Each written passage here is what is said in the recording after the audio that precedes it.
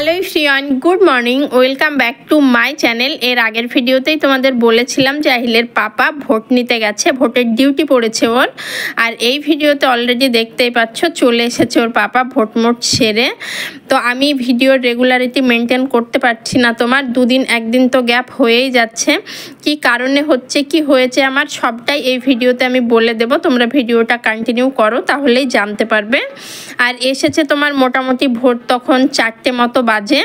আর আমার কপালও এত খারাপ, মানে যেদিনই ওর পাপা আসবে সেই দিনই আমার ফোনের কিছু না কিছু হতে হবে, ফোন লাগবে না, যে কারণে ওকে বাইরে ওয়েট করতে হয়। তো আজকে বেশিক্ষণ করতে হয়নি, তবুও 1 ঘন্টা, মানে আমি জানি না কি কারণে আমার নেটওয়ার্ক কানেকশান দেখছি অফ হয়ে গেছে। এদিকে ওয়াইফাইয়ের সুইচ তো দেওয়া রয়েছে, কারেন্টও রয়েছে, বাট মোবাইলে দেখছি ওয়াইফাইটা মানে অন রয়েছে, যে কারণে আমার ওয়াইফাই ছাড়া তো ফোন লাগবে না। বেচারা ফোন করে পায়নি, 1 ঘন্টা সিঁড়িতে ওয়েট করে হঠাৎ করে আমার ঘুম ভাঙে। তখন আমি দেখি প্রায় 5টা মতো বাজে।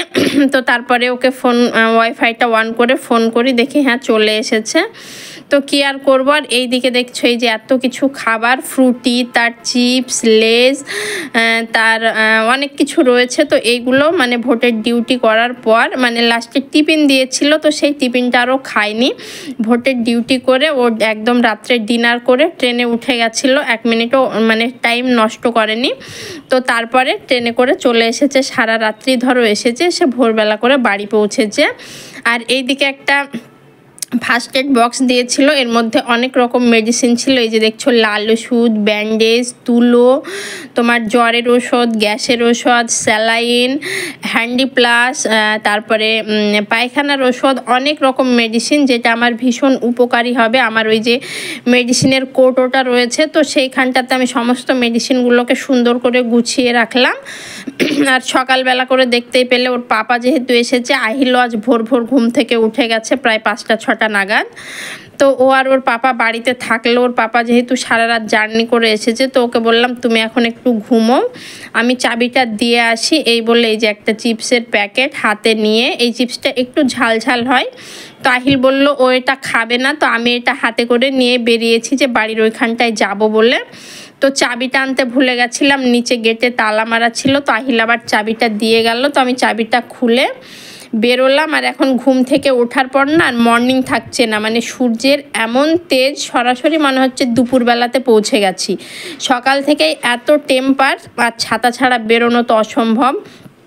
সে ভোর তুমি 6টাতেই বেরোও কি 7টাতেই বেরোও। তো যাই হোক, আমি গুটি গুটি পায়ে এইদিকে এগোলাম, গিয়ে চাবি টাবি দিয়ে আমি বাড়ি চলে এসেছি। আর এখন মোটামুটি তোমার 10:30টা মতো বাজে। আর আহিল তো আজ সকালবেলা করেই উঠে গেছে, এদিকে ওর পাপা ঘুমোচ্ছে আর ও একা একা খেলাধুলো করছে। তো এইদিকে আমি এসে এই যে দেখছো দুধ, আহিলকে দুধটা গরম করে দিলাম। এইদিকে আমি কদিন ধরে মানে 3-4 দিন ধরে একজনের কাছে দুধ পাচ্ছি, ফাইনালি এতগুলো দিন পর আবার দুধের দেখা মিলেছে। আর এই গরমে দুধটার খুব প্রয়োজন ছিল। দই বসানো, মানে দইটাই মেন, গরমে টক দই খাওয়াটা ভীষণ উপকারী।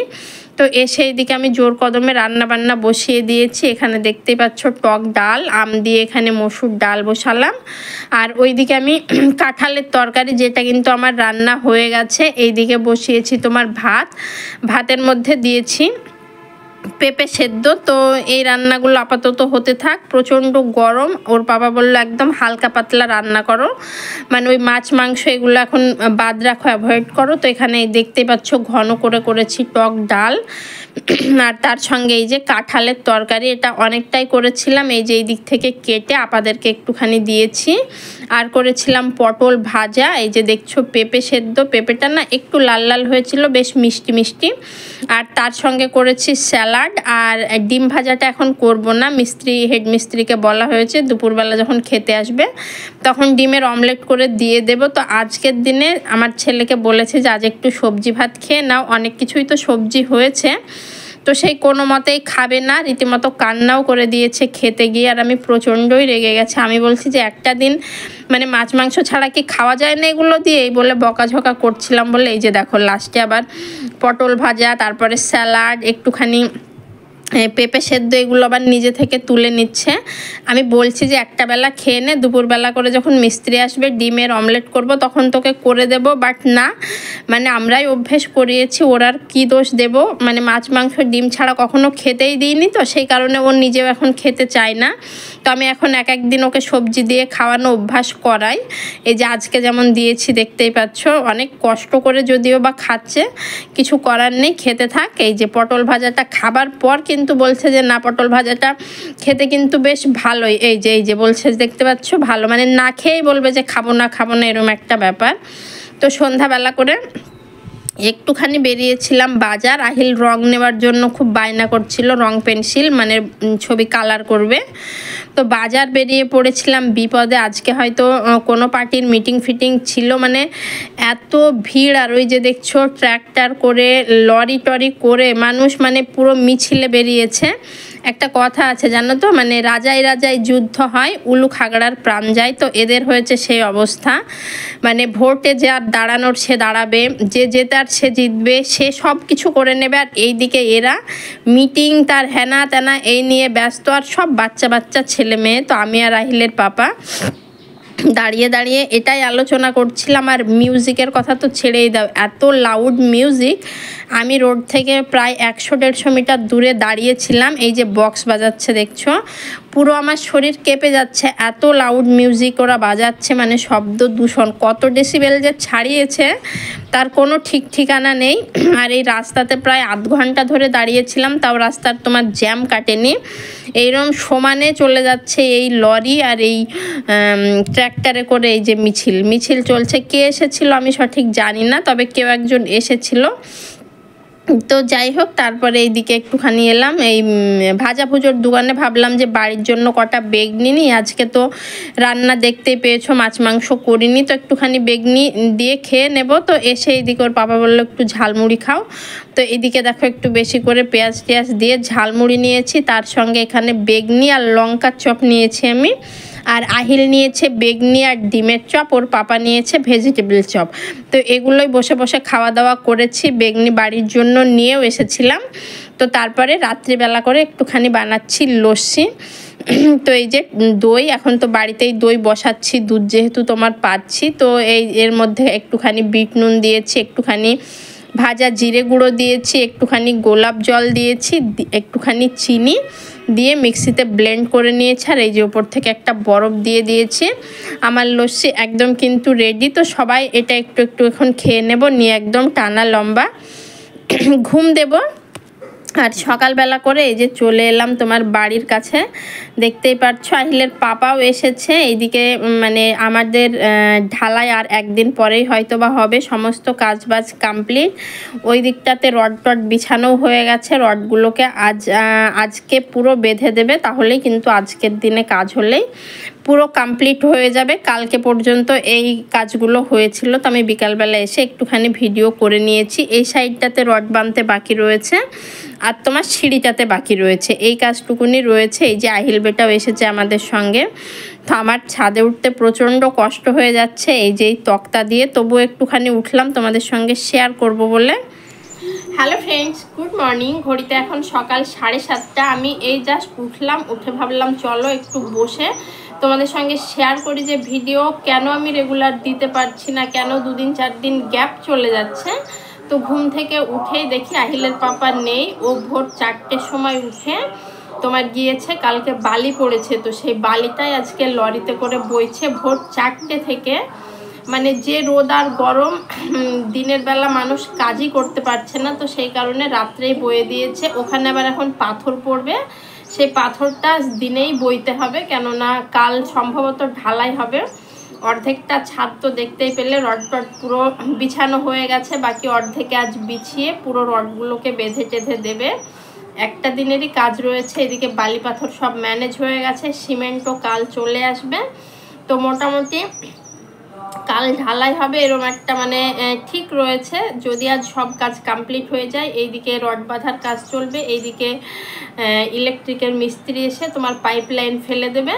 তো এই কাজগুলো হয়ে গেলে ইনশাল্লাহ কালকে ছাদ ঢালাই হয়ে যাবে। এরকম পর্যন্ত এখনের প্ল্যান রয়েছে। তো চলো তোমাদের সঙ্গে শেয়ার করি যে আমি ভিডিও কেন দিতে পারছি না। তোমাদের তো এর আগে বলেছিলাম যে শরীরটা প্রচণ্ড খারাপ, মানে আমার এতগুলো বছরে এরকম শরীর খারাপ হয়নি। সামান্য একটু গা ব্যথা এটা দিয়ে স্টার্ট হয়েছিল। এখন ধীরে ধীরে দেখতে পাচ্ছি এই যে বুকের এই জায়গাটা তোমার চিনচিন চিনচিন করে ব্যথা করছে, ব্যথাটা দিন দিন বাড়তে থাকছে। তো আমি ভেবেছিলাম যে আর একটা দিন পর যেহেতু ঢালাই, তো ঢালাইটা করে তারপরে ডক্টর দেখাবো। এইদিকে ঢালাইয়ের আগে প্রচুর কাজ থাকে তোমার, এটা ম্যানেজ করা ওটা ম্যানেজ করা। আহিলের পাপা তো 1 মিনিট বাড়িতে বসতে পারছে না, ওকে সারাদিন একবার হার্ডওয়্যারের দোকান, একবার ইলেকট্রিকের দোকান, বালি পাথর মানে ছুটে ছুটে বেড়াতে হচ্ছে।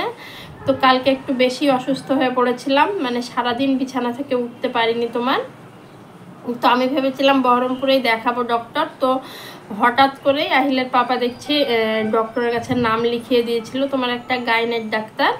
তো ওর কাছে গিয়েছিলাম দুপুরবেলা করে। তো আমার যে সিমটম সেগুলো শুনে বা ডক্টর এমন কথা বলল, ভয়ে তো আমার বুক পুরো ধড়াস ধড়াস করছে। প্রথমত বলল অ্যাসিডিটি থেকে তোমার আলসারও হতে পারে। তো অ্যাসিডিটির কারণে এই যে কিছু মেডিসিন দিয়েছে তোমার, এটা হচ্ছে গ্যাসের, এই যে গ্যাসের একটা সিরাপ দিয়েছে, এখানে একটা ট্যাবলেট রয়েছে, আরও একটা ট্যাবলেট দিয়েছে তোমার ওটা ব্যথার, মানে এত ব্যথা পুরো গা যেনকে মেরে আমাকে পুরো ব্যথা করে দিয়েছে এরকম একটা অবস্থা। এই তো গেল এক গ্যাসের সমস্যা হলে খুব ভালো কথা, এটা ওষুধের দ্বারা তো সেরে যাবে। আর দ্বিতীয় যে অনুমানটা করছে এটাই মানে 99% হওয়ার চান্স বেশি, সেটা তোমার গল ব্লাডারে পাথর হলে বলছে যেহেতু আমার ব্যথাটা না এক জায়গায় স্থায়ী নয়, এই বুকটা চিনচিন কাল থেকে করছে, এটা কন্টিনিউ করছে, বাট ব্যথা কখনো এইখানে পেটের নিচে নেমে যাচ্ছে, কখনো এইখানে, আর পুরো পিঠ তো তোমার এত ব্যথা। তো গল ব্লাডারে যদি পাথর হয় তো এটা সম্ভবত ওষুধের দ্বারা হয়তো বা সারে না, অপারেশনই হয়তো বা করতে হয়। তো আমার ইউএসজি দিয়েছে তোমার, বুকের ছবি দিয়েছে, sugar test, thyroid test, haemoglobin, অনেক রকম পরীক্ষা নিরীক্ষা দিয়েছে। তো আমার সম্ভবত শুক্রবার করে হয়তো ঘরটা ঢালাই হয়ে যাবে। আজ বৃহস্পতিবার, কাল শুক্রবার করে যদি ঢালাই হয়ে যায়, শনিবার ভোরবেলা আহিলকে আর নিয়ে যাব না এই গরমে, ভাবছি ওকে বাড়িতে রেখে আমরা যাব বহরমপুরে। আমাদের ডোমকলে এখানে এত ভালো ছবি হয় না, বহরমপুরে গিয়েই ভাবছি ছবি রিপোর্টগুলো করাবো, তারপরে দেখি কি হয়েছে না হয়েছে। মানে জোরে একটু চিৎকার করে যে কথা বলবো সেটা বলতে পারছি না, জোরে কথা বললেই বুকের ব্যথাটা আরও বেড়ে যাচ্ছে। তবে হ্যাঁ, কালকে মেডিসিন নেওয়ার পর থেকে এই যে কথা বলছি, আমি কথা বলার মতো অবস্থাতেও ছিলাম না, সারাদিন মুখ থুবড়ে তোমার পড়েছিলাম বিছানাতে। রান্না ওর পাপা করছে, আহিলকে খেতে ওর পাপা দিচ্ছে, আমাকে খেতে ওর পাপা দিচ্ছে, মানে বিছানাগত বলতে যেটা বোঝায় সেটাই হয়েছিলাম।